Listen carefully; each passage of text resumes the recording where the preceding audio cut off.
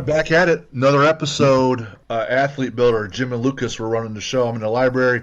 Lucas is up in Fort Wayne, but now we're out west. Well, Nick is. Nick Best is out west in beautiful Las Vegas. So another pro athlete, also a coach in and of himself. He's a little older than I am, but lived in almost five, not 5 decades, but 4+ decades. No, it's over 5 decades. 5 decades. Started in the 80s.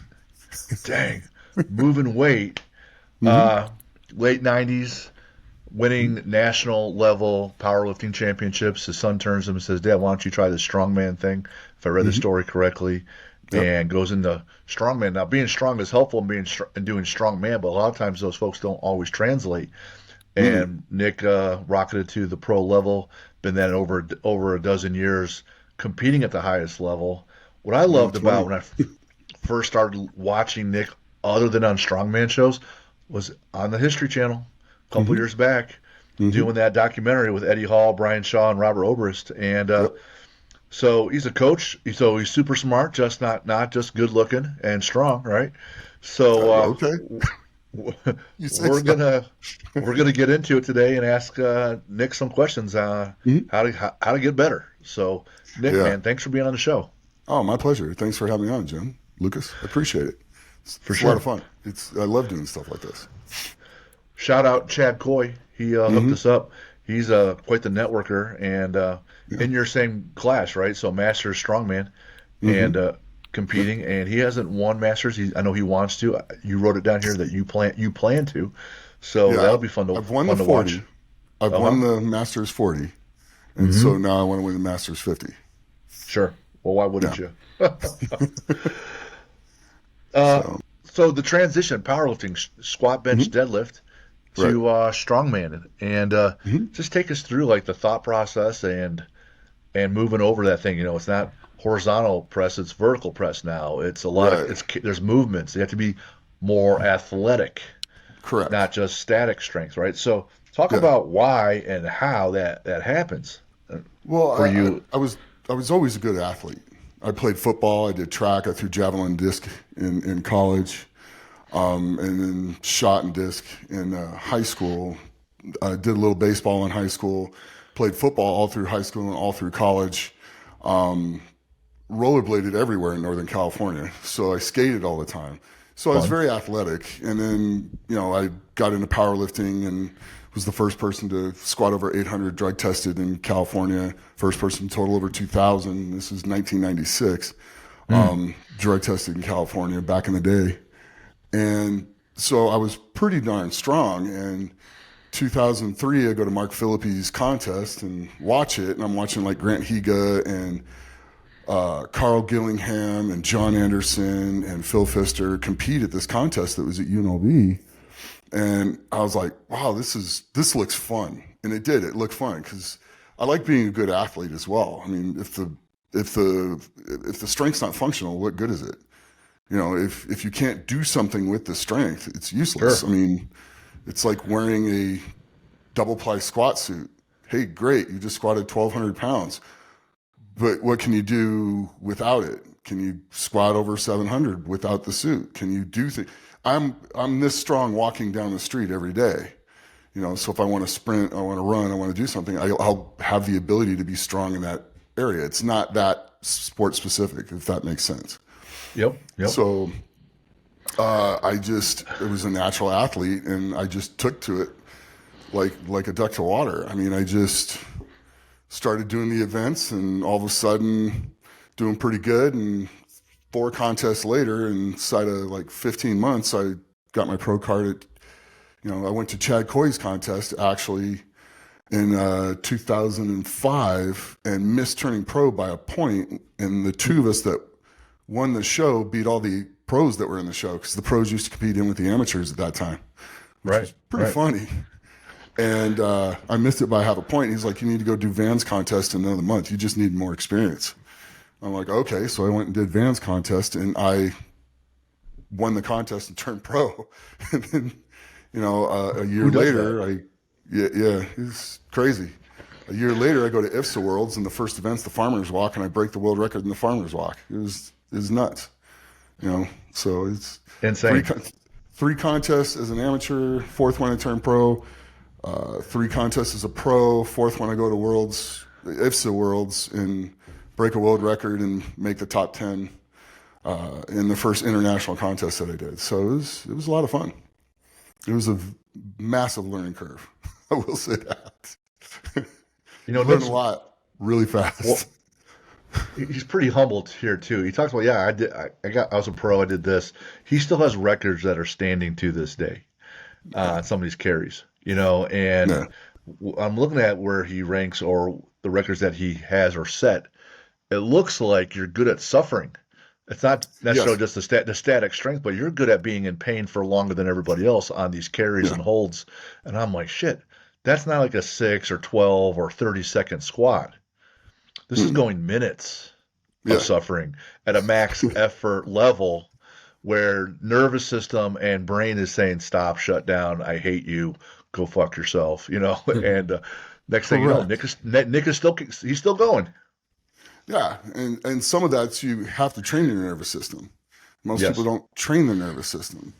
They'll do a lot of the heavy work and training, but they don't specifically, have a go where they train their nervous system.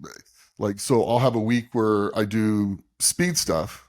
I'll have a week where I lift heavy, and then I'll have a week where I do things that are just like ungodly heavy, but partial movements that train my nervous system. Yep. So like one week I'll pull 500 for reps from the ground on a deadlift.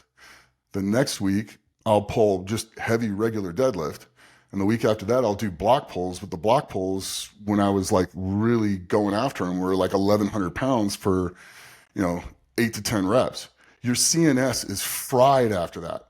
Yes. And that's the beginning of the workout. That was the first thing I would do. And then you get through the whole workout that way. Your CNS starts learning how to function when it doesn't want to function.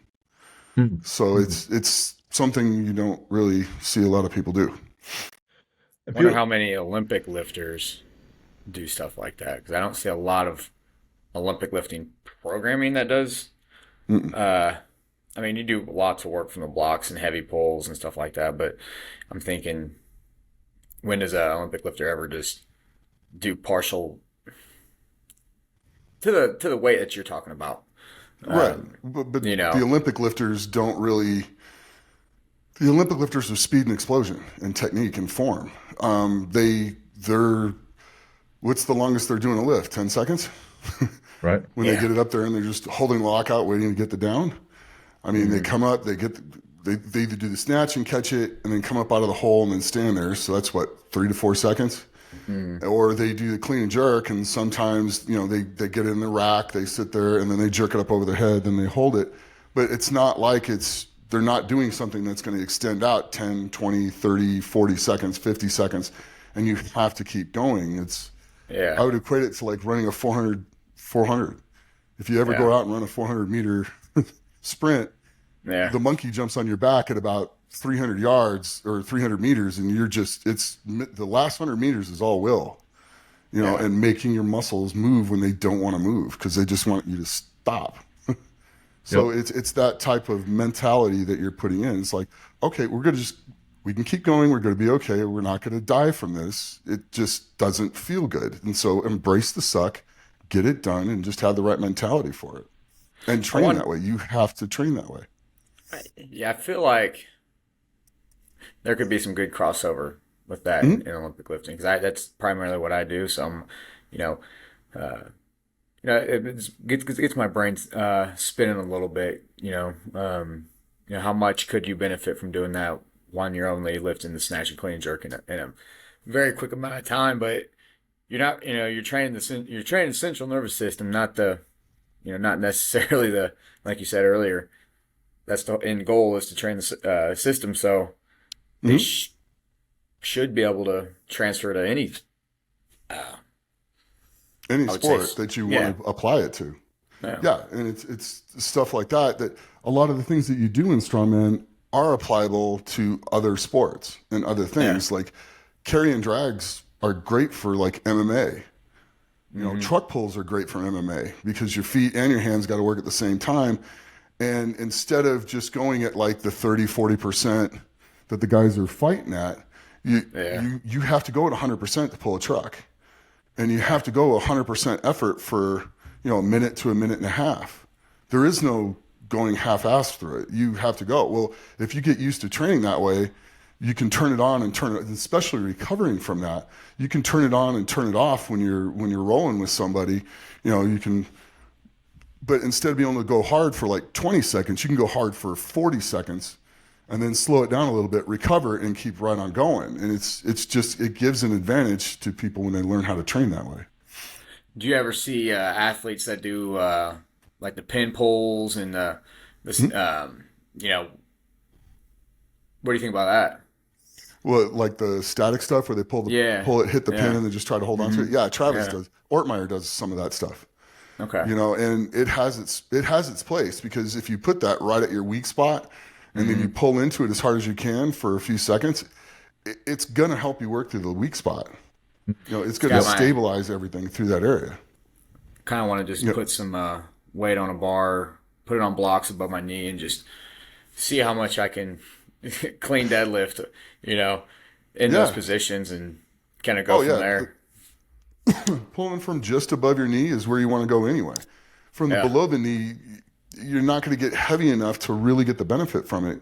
And most people won't understand your traps will get so much stronger. Your upper back will just get so strong from doing the partials with 300 pounds more than what you can deadlift from the floor. When you go to pull from the floor, your traps are actually stronger at the position from the floor.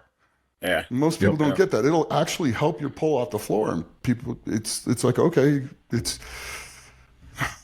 I pulled 843 at 48 years old. I mean, what do I know? Right. I had this one coach. He runs Force Barbell here in Indy. He did, and he's a thrower at Purdue, and a lot of pulls and some snatches, but a lot of heavy pulls. And we're talking deadlift, and he says, "Yeah, Jim, I was basically knocked right off the floor, like a low 5 deadlifter, but above the knee, he goes, I would pull about mid 8s." I'm like, okay. And I said, so talk to me about that. He goes, well, most of my work is done from that mini squat position. You're never that low to the ground. So I needed to be strong off the floor, sure, but my power position above the knee was optimal. So we trained that a lot more, and it translated really, really well to his shot put. And I'm like, oh man. So doing those partials is the first time that was introduced to me, and I'm like, huh, let's look into that a little bit. Yeah. One of the questions though I had about, go ahead. Yeah, go ahead. Okay. Well, partials, I saw a female thrower doing box squats the other day. And I bit my tongue. I just stayed out of it. But I saw her doing that, and it was like, okay, these are great, but don't do them that way. Have the weights hit the box, not your spine hit the box.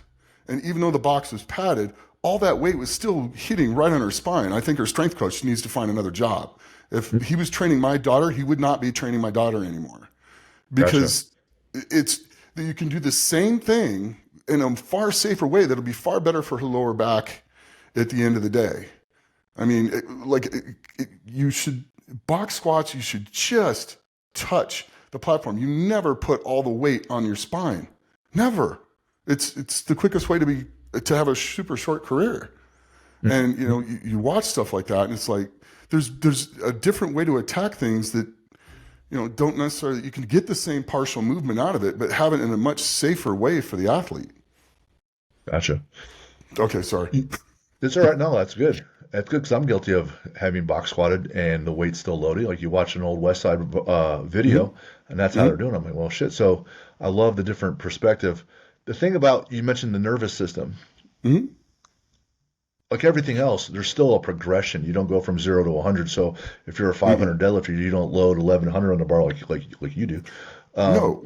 And it's not like you go from 10 seconds to 40 right away, but you can still progressively overload, heal up, and then go again, weeks later or whatever. Talk about how you would progress someone, a regular high school athlete, say they're a football or basketball player and you want to stress their nervous system a little bit, talk about a couple different ways where you would do that and how you would progress them over maybe a semester broadly. Well, yeah. So over a semester, you're going to come in. They're going to do their deadlifts. You see where they're kind of at. You go in. You put weight on the bar that's start at about 50 pounds over what they can deadlift, and then move it up to where they're going to struggle to get probably 5 to 10 reps with it. And it should be somewhere between 50 and 100 pounds. And then what you're going to want to do is keep increasing that to where it gets to maybe 150 to 200 pounds, but you move it up because you only want them doing it like every other week or every third week, because you don't want to fry that system over and over again. You want to fry it, let it heal all the way, and then come back to it. So like every third week, maybe add 10, 20 pounds till they can't get at least 5 reps with it. And that's going to be their work weight. And they'll stay working at that weight until they can start getting up to 10 reps. Once they hit 10 reps, progress another 10 to 20 pounds on it every time they do it. So they might do it, I don't know, 6 to 8 times in a semester, if that makes sense. Yeah. Before we even got started on the show, you're talking about healing and healing the nervous system, and you're talking about how well, it's just, it's real current. Mike Israetel was on with Dave Tate's Table Talk podcast, and I had to listen to it. I think it's episode 355. And they're talking about, injuries and healing and tissue. And like any person that competes in anything, typically there's an injury coming at some point. And if you compete for a long time, there's lots of injuries. And if you're at the highest level, some of those can be pretty severe and or career ending, right? So talk about the what your thoughts on that piece, because you wanted to evolve it to this next level. So provide some context, and then your thoughts after that. So Dr. Mike and Dave Tate were talking about recovering from tendon tears and reattachments and stuff like that, and forgot the name of the female doctor that was there, and forgive me because she's brilliant. They were talking about why it takes so much longer. They were talking about a muscle tear and how it'll heal in a couple months, and yet how tendon tears will usually start really getting to where you can get after things with them at about 6 to 8 months. And I'm just like, yes, you're right there. You're right on it. And they still didn't get it. Your training's that way too. And that's what no one gets. In strength and in power and in explosive sports, the tendon recovery is more important than the muscle recovery. And nobody gets that, because that's what guys get stronger faster than the connective tissue can hold it. And that's when they get injured all the time. I've seen so many guys' careers end early because they got strong just too fast. That's why they don't last. You get strong at a pace that your connective tissue can keep up with it. You're gonna get there, you're gonna keep there, and you're gonna stay there for a long time. And so that difference, and the formula was right there in front of them. If it takes 6 months for the tendon to heal because of blood flow and everything else, where it just goes slower, and it takes 2 months for the muscle to heal, that carries over. If it takes 2 days for the muscle to heal, it takes 6 to 8 days for the tendons to heal after a really hard, strenuous workout. And that's what nobody gets. If you take that healing process and put it with some of the conjugate method, you're going to kill it.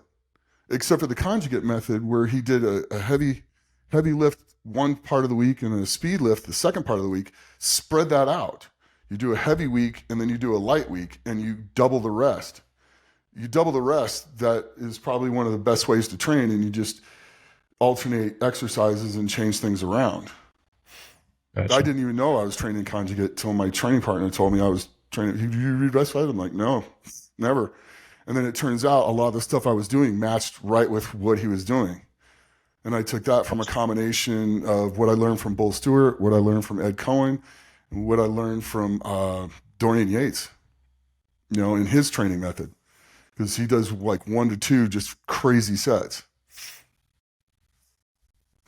Carry that forward to youth sports and high school sports, where the connective tissue, let's say it's volleyball, A lot of jumps, right? They're trying to jump as high as they can, and a lot of landings, and the muscles are getting fatigued, and there's probably an imbalance from their posterior and anterior chain.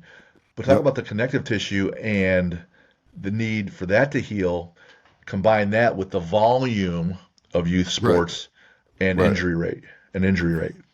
Well, I mean, really, we need to look at the end of the day, I mean, we need to look at backing. We can keep a long season, but we just need to maybe slow down how many times we compete. So if they're competing 3 or 4 days a week, if the sporting organizations drop that down to 2, you would cut your injuries probably by 2/3. Sure. They're just going too much. And at some point, it becomes too much. So like a training program, I would put whatever their last competition, whatever their last lifting session or volleyball match is for that week, the next day, maybe rest. And then the day after that, they can do like their whole lower body and then take another day off and then practice and do their stuff. And then they take another day and do their whole upper body. And then just twice a week is plenty during the season for anybody. Maybe even one, because you're just trying to maintain the strength through the season. You build in the off, which how many people have an off season anymore? Not a lot. My daughter plays travel lacrosse. There is no like off season, so we make sure she rests and stuff like that. So and she's killing it. She's going to go play Division I lacrosse next year. That's awesome. At Austin P. We're talking about seasons lasting so long and having multiple seasons, especially like volleyball, basketball, all those sports that have the AAU tournaments and AAU leagues, and you got football with their 7-on-7. We're at the school I'm at right now. We're right in the middle of our testing week. We're testing our strength movements, and I'm talking to our football coach. We got a kid that's seems to be he's showing some regression, and it's I'm talking to him about it, and well, the kid's training at the school. He's doing track. He's doing sport-specific training, your skills training after weightlifting, after track, and then he's doing more weights, and this is every freaking day. And so we're talking to him like, I tell him, I was like, I can't, whenever I got all these other kids that are doing really, really well, when everybody's getting better, and they either just work out at school, and that's what they do, or they work out at school and go to track, and they're healthy and they're fine. It's when I tell them, I was like, there's not a lot I can actually do to help him other than, taking care of load, taking care of, his workouts in that form. But at the end of the day, he's not going to progress anymore until he starts. Overtraining. Right, he's overtraining. He's not recovering. He's burning up all his muscle before it even gets a chance to grow or heal. Right. You have to have healing time. And, you're talking about like tissues, connective tissues taking longer to heal. That is something a high school kid isn't ever going to think. And it's probably not something that a club team or is probably going to think either. So I got this kid that's training 4 times a day, 5-6 days a week. He's done. There's nothing I can do to help him other than give him this information, give the coach this information, and what he does with it, what the kid does is going to be up to him. But I see a lot of that, especially where I'm at, because the clubs are, they're not going to have clubs. They're running puppy mills for kids. They just push them till you find. It's kind of like the old Bulgarian lifters. They would just run all these guys through the worst, most brutal, strenuous training, and the ones that survived got to stay. It wasn't the training methods were good. It's just they would find all the genetic freaks that could actually heal from it, and so they'd find all the Wolverines and say, "Okay, go." It's all the people that could handle it genetically. And those guys were outstanding. To their credit, the ones that survived, and they won a ton. Yeah. But by 24, 25, 26 years old, they were already retired because they couldn't handle it. Already done. Yeah, they're done. I did my first World's Strongest Man at 41. And I did 10 of them. There's only this year, I think, if Luke competes this year, which he should, it'll be his 10th. So that'll be 8 of us that have done 10 World's Strongest Mans, competed in them. So when did you feel your strongest? I know we're kind of going off track here, but like when did you feel your strongest? My strongest year to date was probably 48, but I was right there at 50. And then I kind of like did something a little to my hip, and it kind of threw me off a little bit. Then we did the TV show, and I just trained for the TV show when we did the TV show. I was like, no, I'm not going to worry about worlds, not going to worry about qualifying. I'm training for the TV show because I knew that would be there forever. Yeah. You know, and I was just going to put everything I had into that because that would speak volumes for, you know, my mentality and how I went after things. Well, I watch every episode. A lot of guys, my boys watched it. My wife watched it. You know, her daughter, because she likes to lift. And you know, it's not like you were just there with some other strongmen. Like you're there with the top guys, and they're the all-time world record holder in the deadlift, and then 4 times world's strongest man. Yeah. So they're good. And you know, Brian, you know, how much do you know somebody from a TV show? 0, right? And it seems Brian seems he likes also to be a student of the sport and study it. And you seem to be you seem to be the same way. You know, like I like the fact that it was started like in a circus and people are picking up, you know, crazy things or people, you know, the sear dumbbell and all that. How much fun was the learning piece when you're going to these different historical sites? You know, talk about that and just the history of just picking up, you know, heavy stuff like the Todd family with Rogue and what they're doing with those documentaries. Like, what a gift to put that information out and talk about how the world has evolved with their strength and you know just the historical components to it, because it's just cool picking up heavy things. Oh, it's a blast. I mean, we had so much fun doing it, and then you get to learn about it, like which you guys almost nobody knew that we filmed a pilot in July of that, or was it June? No, June of that year, on Angus McCaskill, and because they didn't use the same type of camera as we did on the TV show, they put a couple of clips of it in the beginning opening credits where we're all dragging this huge anchor. But that was like the only thing you really saw from it. But it was like a whole episode on Angus McCaskill. And he was the world's biggest non-pathological giant. He had stopped growing. But he was 7'8", and he was like 534 pounds when he died. He was just a giant man. I mean, his hands would literally be like this off of mine. I got a t-shirt with his handprint on it that like I'll put back up on my garage here pretty soon because I just moved and stuff. But his hand is like gigantic. There's a statue of him at his like museum, and he's literally a foot taller than Brian. Wow! And like the statue makes him look and 100 pounds like more. Small. Yeah. So it was amazing. He was like, he would carry his water from a creek up the hill every day, and it's like 200 yards uphill, and it's a serious uphill thing. And it turns out he was carrying about 280 pounds in that barrel of water up the hill every day. Just just strolling up the hill. You're just like, you know, that's not light. How strong could that guy be? Yeah. And then we figured out how he picked up the 900-pound anchor, because there was a rumor where he picked up a 2,800-pound anchor. We don't think he picked it up. We think he dragged it. But he did pick up a 900-pound anchor, and he lifted that higher than anyone else. He got it up to chest height. Well, if you put the blade of the anchor on your shoulder blade and grab the center of the anchor, you can pick it up, and it ends up on your blade and stuff like that. Well, he was carrying that, you know, down the dock, and some French guys were giving him a hard time, and he was like carrying it, showing off, and he went to throw it, and it missed and landed on him, and it hobbled him. You know, I think he was 37 or 38 when this happened, and it hobbled him, and that's when he died in bed from pneumonia. But I mean, he just lifted that anchor like it was nothing.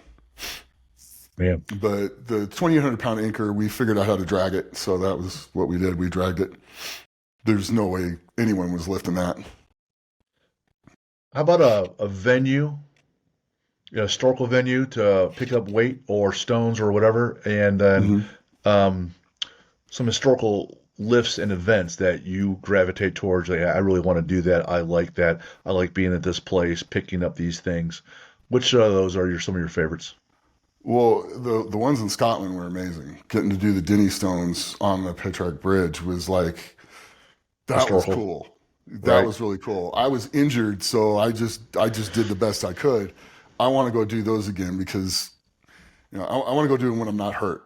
I Right. We did the 𝗕𝗂𝗶𝗹𝗀𝘀 lift where he did the barrel lift, and Brian and I both went up over 2,000 pounds. And it was more like a yoke lift because the bar was like really thick, and Right. basically it was a yoke Squat underneath pick. it. Yeah, and we both did 2,000, and something in my upper back just went squish, and I was done. And then Brian went up and did 27 more pounds, and he won. But I only had 7 days to heal up and go do the stones. So I Hmm. want to go do those stones fresh. Well, if you're in Indiana, I Mhm. have the Hoosier Stones. It's in Oh, Hoosier sweet. State, and Yeah. so like I was watching all these documentaries. I'm like, well, I know Ohio has stones, and I think New Mhm. Hampshire and a couple other Midwest states, and you'll read about them.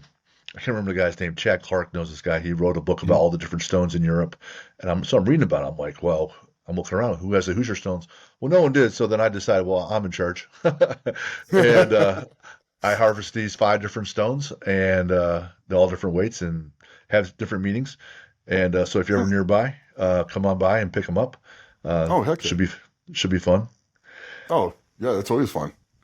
I'm kind of The excited because when I come back from Norway this year, I think we're going to land in Iceland and stay there a couple days because you can do that with a layover in Iceland on a plane flight. And we're going to go see Thor, and then we're probably going to go to the 𝗬𝗏stone and right, go do the actual 𝗬𝗏stone there. carry around the Which, pen. yeah, Yeah. I really want to do that too. That'd be a lot of fun. You watch from those old videos, those old strongest man, world's strongest man, and Magnus is carrying that thing down this hill, and like Mhm. he wasn't that, relatively speaking, that big. He's pretty lean, No, and yeah, he picks it up and he just carries it like, hey, no big deal, no big deal. I'm like, shit. And it's like, right? Yeah. So, and there's also that whole country has something in the water. Like genetically, they just keep breeding. sulfur. Right. And they just birth out these strong, strong people. You'll see even the CrossFit world. They'll have people from Iceland that Oh yeah. score well in the CrossFit world. Mhm.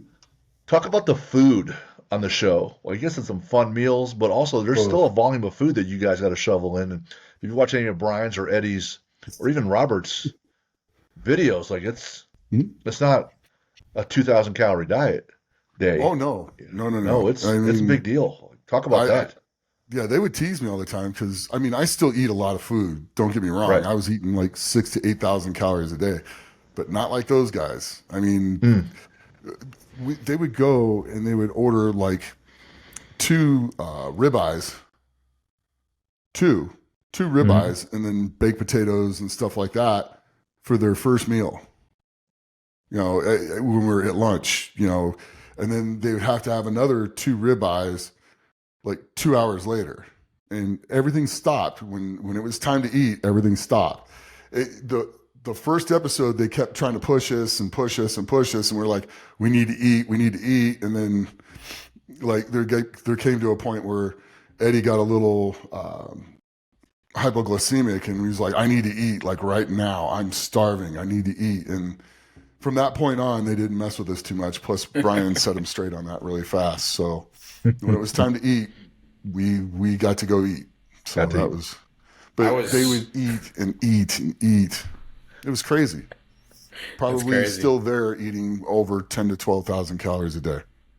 I struggled to get 3,500 calories in when I was doing bodybuilding, and Mm-hmm. it wrecked me. Like I didn't meat sweats when you sweating when you're like I didn't know that was a thing, It's a and like thing.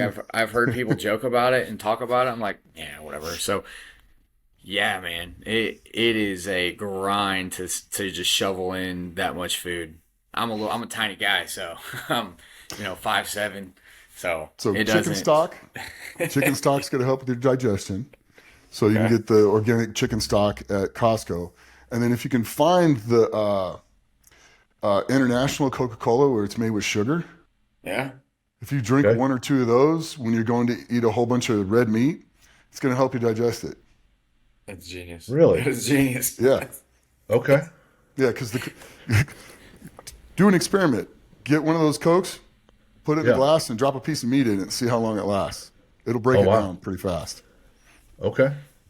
Chicken stock and real Coke. I just wrote that down. I'm writing this down. All right.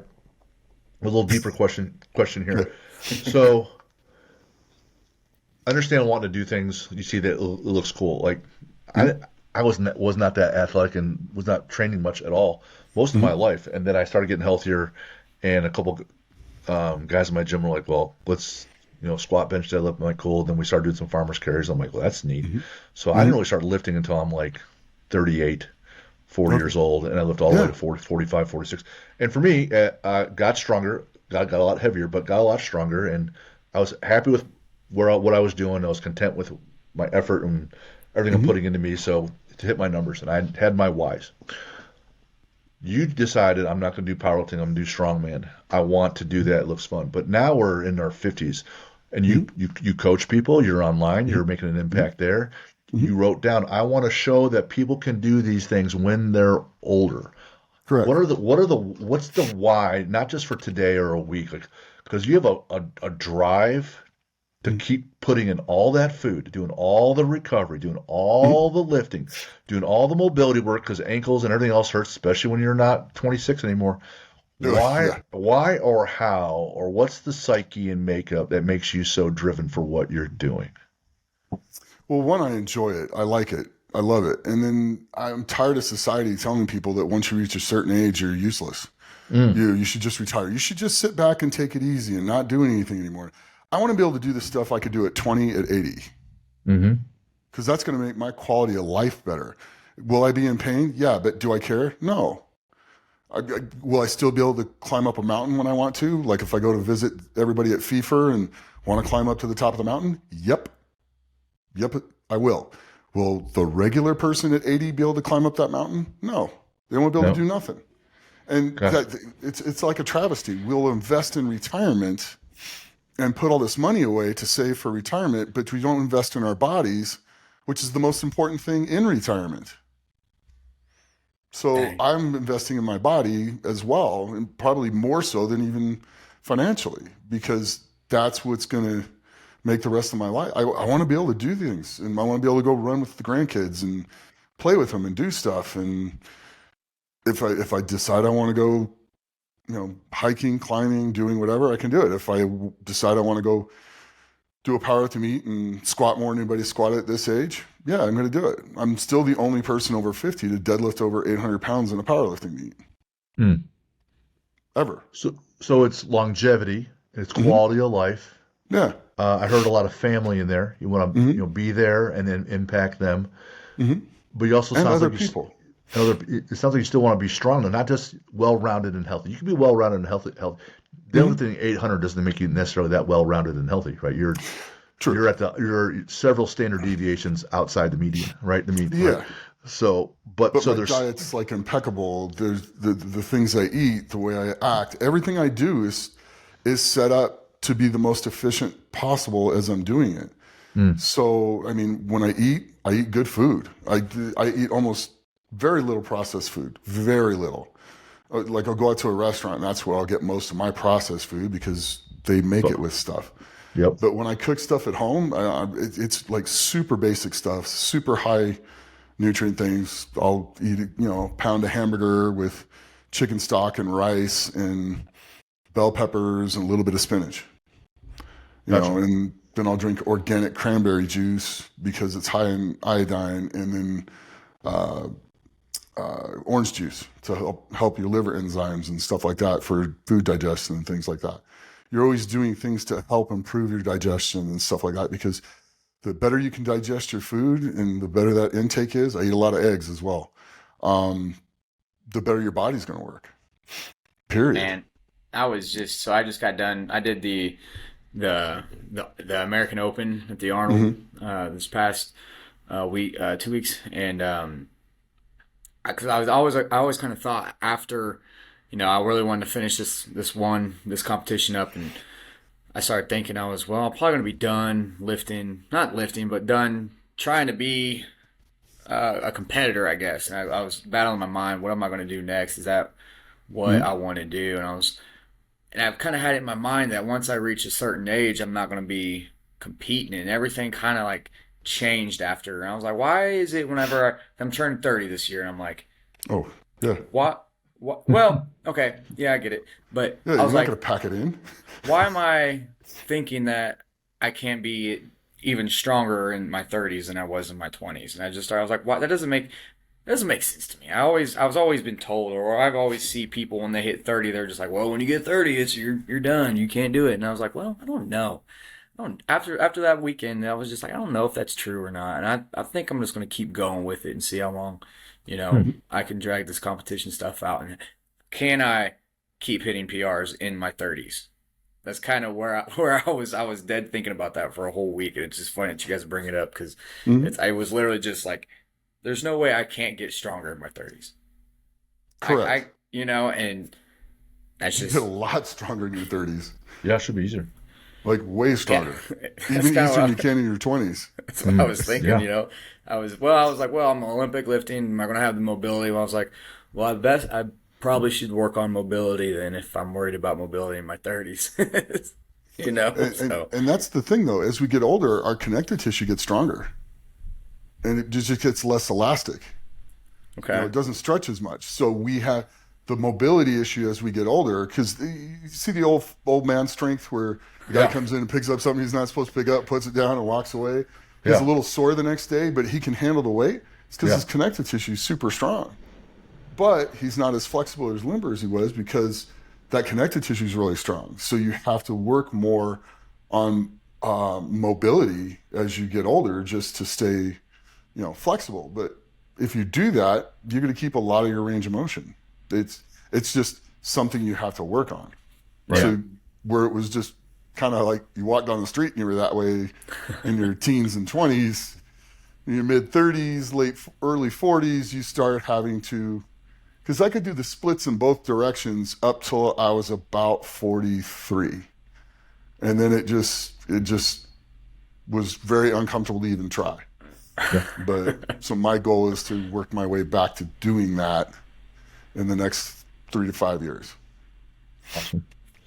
I was reading about, whenever we have people on, we want to do research, and I was reading about this title to this article. It said that your failed bench press attempt saved your life. Yes.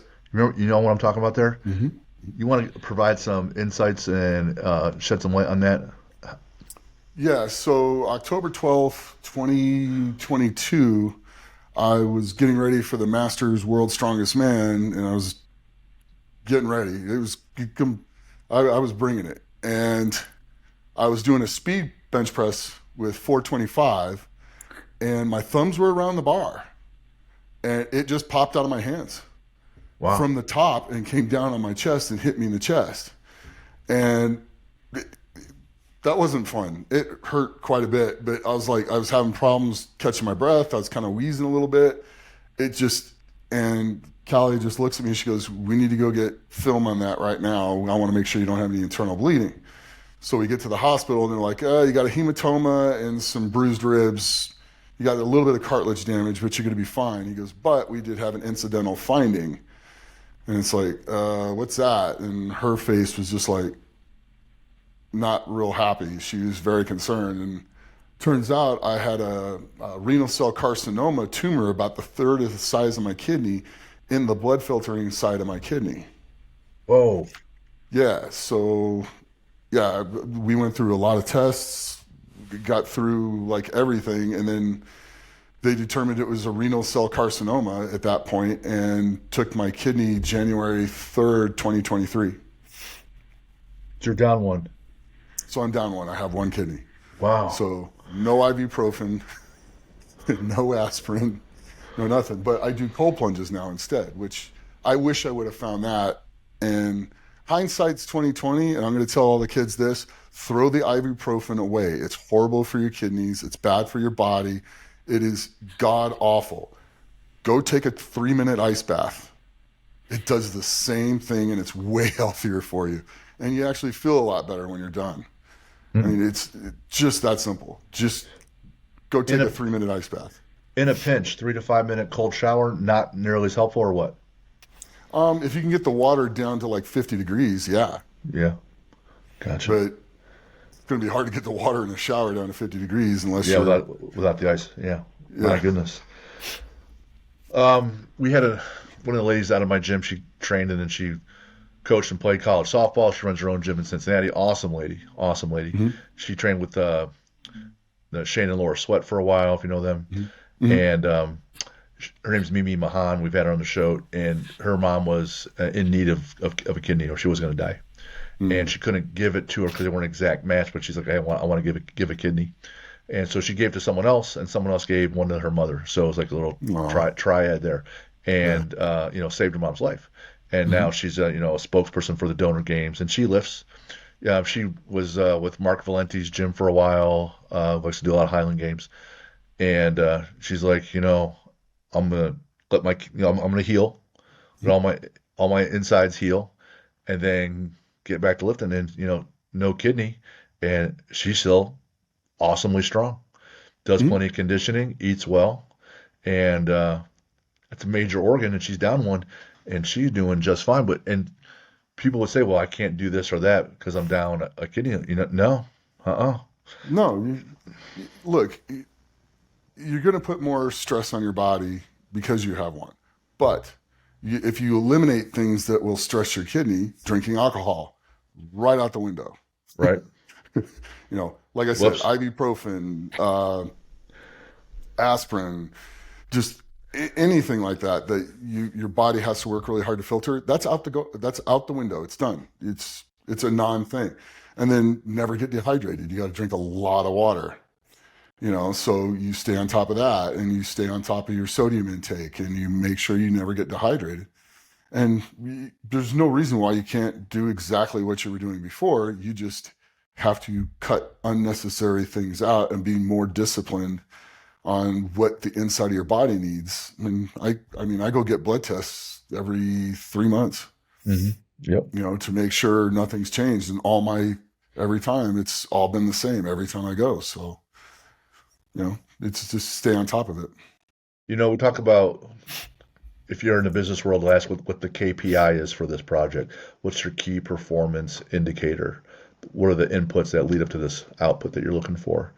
And all I hear out of you, Nick, is constant discipline with the food, the regulating eating whole foods, constantly training, constantly doing the little things for your mobility or the cold plunges. And I like bourbon, I like booze, but you're making a choice. Hey, maybe you said, well, I can still drink alcohol, but I can't lift and compete and do these fun things anymore because something has to go, right?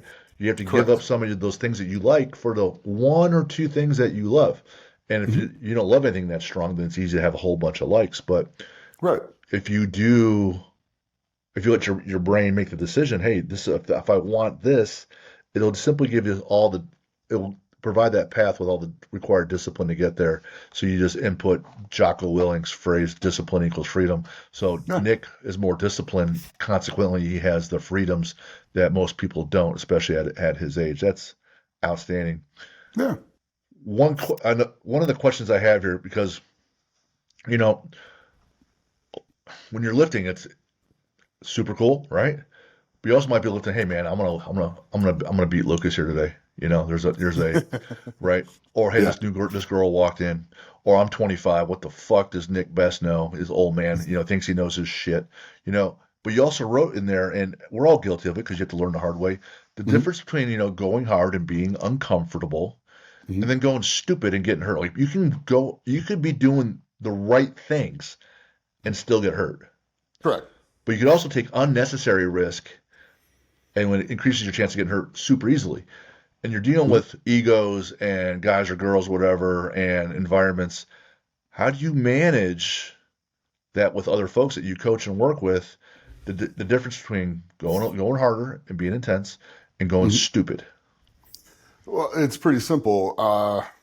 It's like, okay, you tell them, you teach them, you show them, and then they'll kind of step out of line and do it. And then they get hurt a little bit. They're like, oh, what happened? Yes. Didn't I say not to do that? Because this would happen. Yes. Right. Okay. So how many times do we have to do this till you learn when I tell you not to do that, that means don't do that? Should we do it again? Or how about 2 or 3 more times? Yeah. How many times do you want to have month to 8-week setbacks to slow your progress from getting to where your end goal is? So which is really your end goal? To show off or to get your work put in? Yeah. I mean, it's so your end goal is to reach this over here, not to impress this person over here or your ego. So put your ego to the side and do what you're supposed to be doing. But usually they'll get hurt like once or twice doing that. And then like, okay, well, I told you not to do that. And I had a friend that would always go out, and I was like we'd work up to a 900-pound yoke. And the comfortable weight for him was probably 700 to train with. And for whatever reason, he used to have to just keep coming out there and trying to do the 900-pound yoke and keep up with me. And I'm just like, dude, you realize I'm pretty good at this. This is one of the best in the world at this event. So you don't have to keep up with me. This is your training weight over here. No, I want to do it. He'd pick it up, he'd carry it 10 feet, and he'd mess up his upper back, and he'd be done for like 2-3 months to where he couldn't train deadlifts very heavy, couldn't squat very heavy. And then he'd be miserable the whole time. I'm like, okay. And then again, he's doing it again. And we're telling him again. And it's like, he ran straight into the wall again. It's like, dude, come on. So about after the second time, he figured it out and he started listening. So kids, listen. We know what we're talking about for a reason. So when we tell you, don't touch the stove, it's hot. Yeah. Don't touch the stove. I touched the stove all the time growing up. I was an idiot. I was doing everything stupid. Yeah. I lost my license 30 days after having gotten my license. It was already taken away. 30 days. Yeah. Well, we've all done things like that, but that's why we could sit there and go, hey, don't do that, dude. Don't do that. It's not going to turn out well for you. They're like, well, you did, Jim. I caught myself doing it today. Yeah. Caught myself doing it today. I took 595, tripled it in the squat, and I've been working on my hip mobility, so now I can finally punch down into the hole again. I'm like, yay, this feels pretty good. And I did 595, and I threw like another 70 pounds on. I go, okay, I'm going to take this up over 300 kilos. I'll go hit this. And then I'm like, I got deadlifts after that for reps. And I'm like, you know what? Why am I doing it? And I stopped myself, and I'm like, can I do it? Yes. Am I going to be able to pull very good? No. The goal today was to hit the deadlifts for reps today, not to do that. I'll take and I had already gone 20 pounds heavier than I went the week prior. So I'm like, okay, cool. We're done here. I'm going to do my progressions. I'm going to walk over here and pull 500 for 16. So I walked over and pulled 500 for 16. Discipline. So I caught myself doing it though. I was like, yes, let's go. I feel good. And just. I catch myself all the time, especially with, wanting to add more weight on snatch. I don't have to go up to a certain weight. I'm just like, I'm feeling good. I need to see what I can do while I'm feeling good. Sometimes I have to tell myself no. Yeah, and as you get older and you go through that more times, you start going, all right, well, now you catch yourself a lot more as you get older. So I have a goal. I want to squat 800 again in a powerlifting meet by the end of this year. So my favorite thing is we're doing sets of 5, sets of 8 in class with high school kids, and I got a kid that has like 95 pounds on the bar and he's barely getting 2. I'm like, dude. Or a kid that has 185 on the bar. It doesn't really matter the weight, but it's like, how many reps did I tell you to do? And how many did you get? 2. Like, dude, you just We're not maxing out today, buddy. you just waste like, if I don't have, because there's times of the year where I don't have specific numbers for them. We'll do it APRE or reps in reserve. We'll do it that way, Right. and then I'll give them percentages. If I don't, for me as a coach, I've got to be on the ball with like watching, making rounds and seeing who's doing what, making sure I know you can do that, so let's go ahead and do that. But sometimes these kids, they put too much, and sometimes it's too little, and it's like, man, you gotta let's not ruin our day by Correct. maxing out. And eventually you teach people how to read their body. It's like, look, I want to teach you how to read your body, because if I can teach you how to read your body, you're going to know where that line is far better than I will. I can see things, but you can feel it better than I can see it. Yeah. So once they learn how to read their body, be like, you just look at somebody and be like, how you feel after that? Not too bad. I'm like, could you got another one or two? Yeah. They go, then you probably should have got at least one more. Yeah. They're like, oh, yeah. I'm like, okay, well, next time we do this, we're going to get that one more, okay? Got it? That's the tough thing about, where I'm at working with high school kids every day is, so I get more kids that's never lifted more often than I get kids that have. Where I'm at, they're training junior high. It's tough to get junior high kids in, get them young, adapting well, but most of the kids are learning how to lift, and they don't even know how to push their hardest. They really don't, and you have to. For me, I have to put them in a position where they have to find out how hard they can. How I do that, it just kind of depends on the kid and where we're at in the year and how well they, we've worked up to this point. But getting them, teaching them to understand how to feel. What it needs to feel like compared to what you think it feels like are two different things. Oh yeah, no, 100%. Most people do not, when they're first starting training, they don't understand you're not doing anything but training your neurological system to handle weight that you're already capable of handling. You're not getting stronger. This is how strong you were. At about 4 months into training, that's how strong they were walking around. They just know how to move now. From that point on is when the real work begins, because I got stronger so much faster. Like, no, you didn't. That's how strong you were. You just practiced the movements, got good at them. Now you're good at the movements. Now you got to start working on getting stronger, because we found out where your maximum strength level is walking around right now. Right. Yeah. Now we're going to start getting bigger and stronger. And this is going to be a much slower process than these first 4 months. And that's what people don't like to run into, but that's the reality of the situation. And if that was addressed more, people would probably understand it a lot more. Yeah, and especially keeping kids consistent too. Because I'm lucky to get kids that take the class multiple years in a row. They're a lot of sports teams, a lot of sports athletes and all that. They get in there and they can be consistent, but it's when you get kids that are in and out that they'll decide to start coming to football workouts last week, and everybody else is power cleaning, pretty decent weight, and they're moving well, and the one that hasn't been coming really sticks out because they just don't got the skills. Right. It's like, well, how do I get better at power cleaning? Well, my coach will teach you, and then you're gonna do it over and over and over and over, and they don't realize that they have to keep doing even the freaking squat.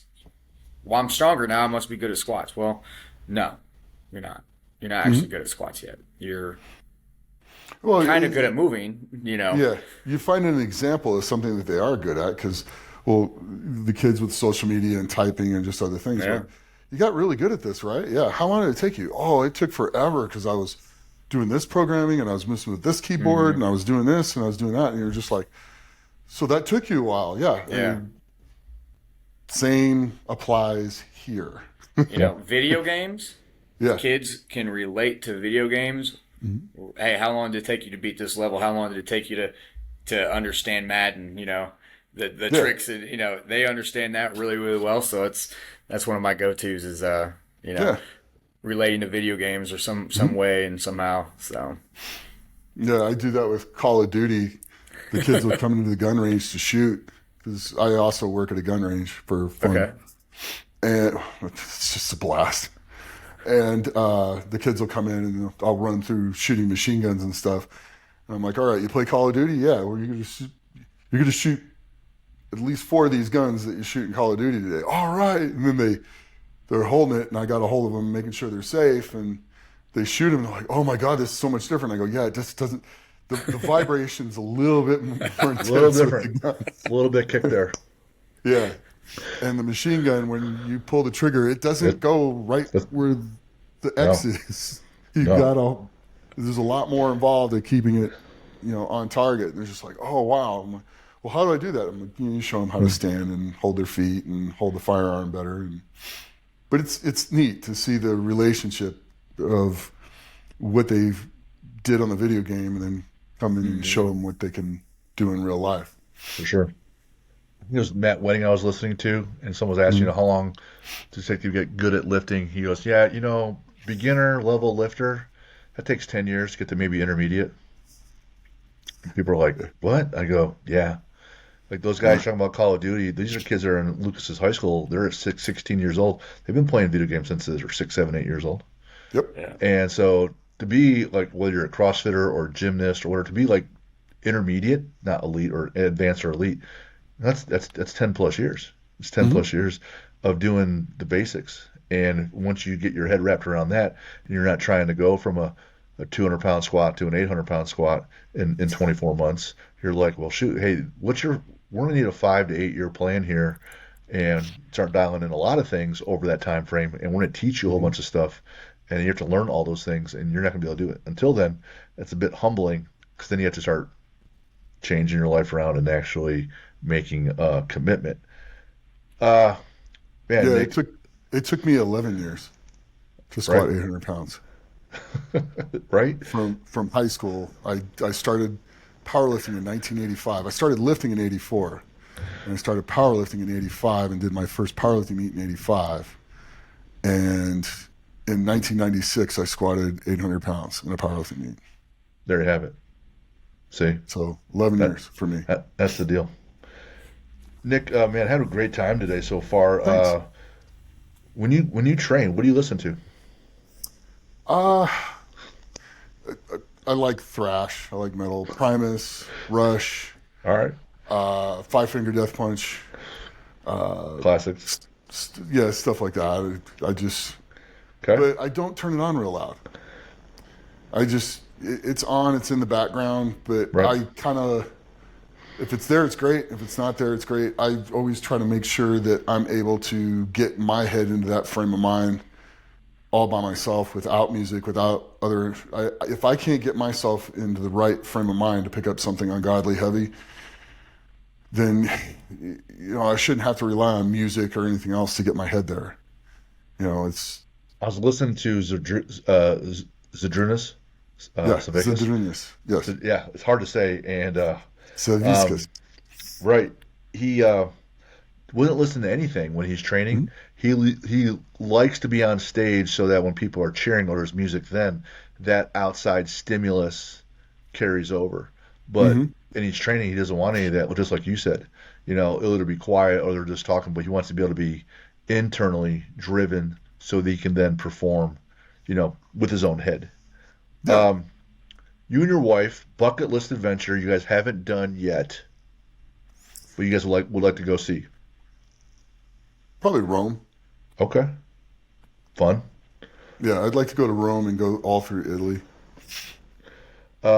Favorite sports movie? For the love of the game. Okay. Baseball, right? Mm-hmm. Favorite sport to watch?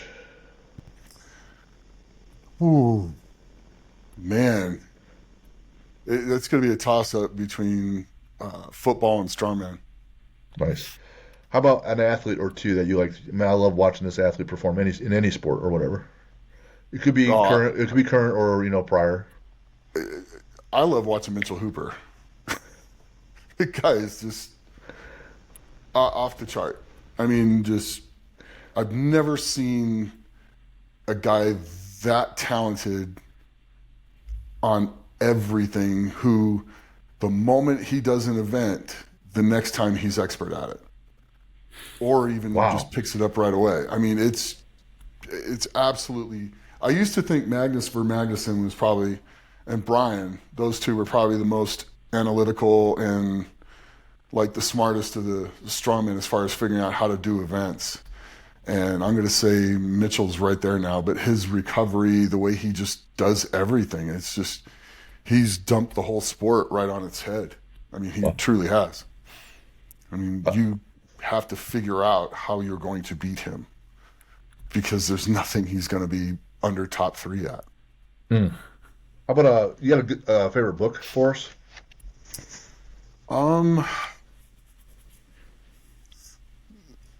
Sun Tzu, The Art of War. That's a good one. Love it. How about this could be fictional or non-fiction, but a favorite superhero or villain, or a superhero and a villain, different people. Superhero is hard to pick. Jeez, I like the Hulk. But I like the Gray Hulk.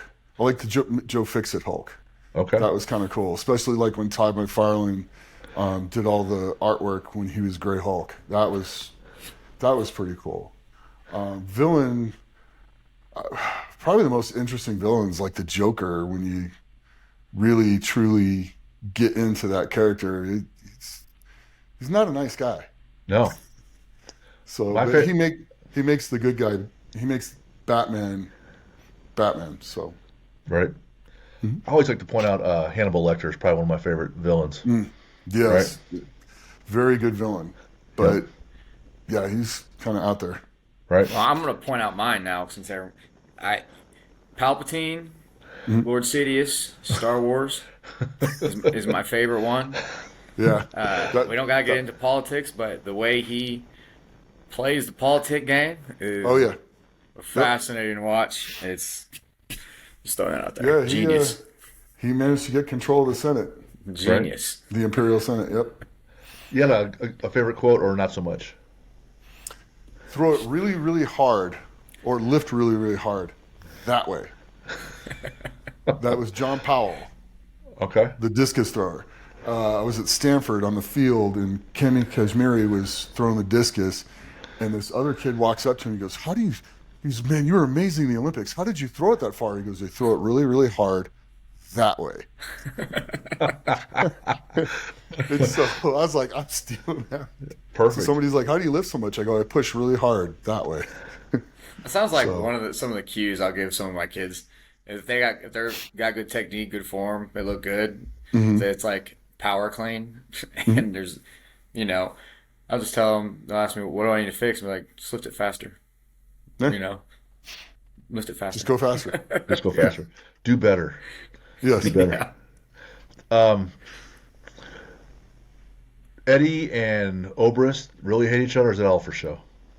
Yeah,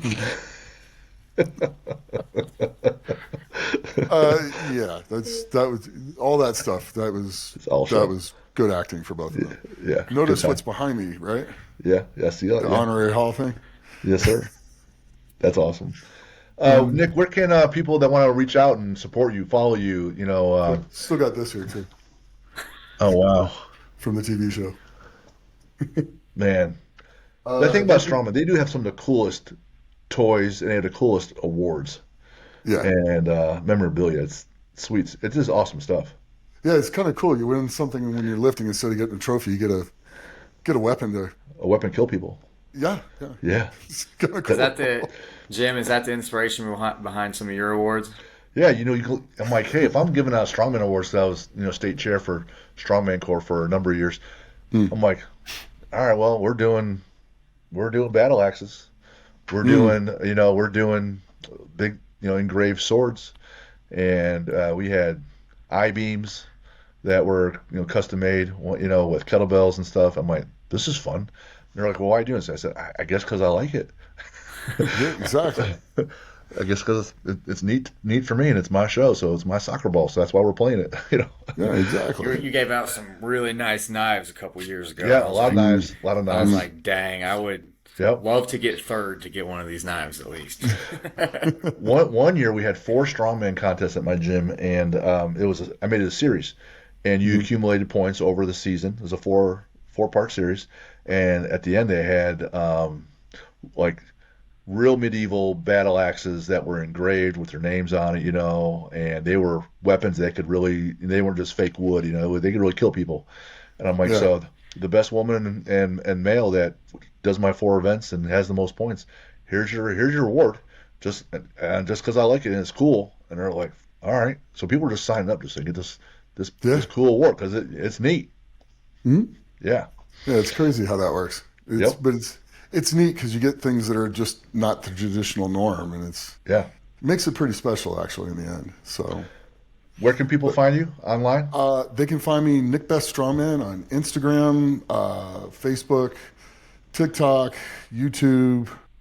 I'm probably forgetting something, but all those sites. Mm-hmm.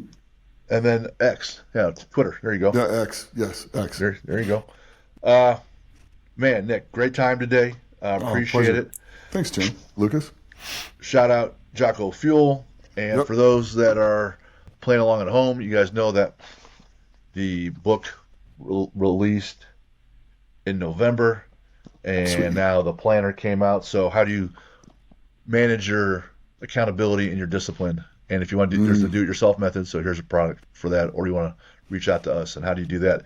info@athlete-builder.com. So another great time with an awesome athlete being very generous with his time and effort and knowledge and impact. And that's the name of the game of what we're trying to do here. And Nick, you really made an impact today. Thank you.